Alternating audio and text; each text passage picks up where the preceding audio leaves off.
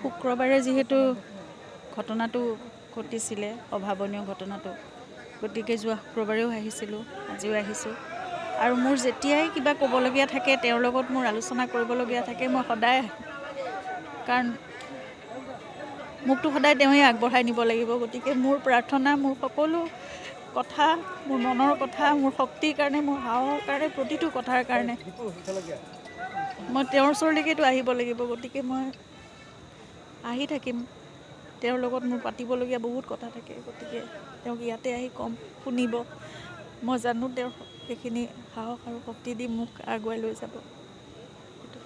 প্ৰাৰ্থনা সদায় যাতে সকলোৱে তেখেতৰ প্ৰতি প্ৰাৰ্থনা ৰাখে, মোৰ প্ৰতি আশীৰ্বাদ ৰাখে। আৰু যিমানবোৰ কৰণীয় আছে বা তেওঁ হয়তো আমাৰ সকলোৰে ওপৰত এটা বিশ্বাস ৰাখি তেওঁ নিজৰখিনি কৰ্তব্যখিনি কৰিলে। এতিয়া বাকীখিনি আমাৰ ওপৰত তেওঁ এনেই এৰা নাই। তেওঁৰ বিশ্বাস আছে অসমীয়া ৰাইজৰ ওপৰত, নতুন প্ৰজন্মৰ ওপৰত বা তেওঁক ভাল পোৱা প্ৰতিজনৰ ওপৰত। তেওঁ জানে যে সেইখিনি দায়িত্ব আমাৰ হাতত অৰ্পণ কৰি থৈ গৈছে।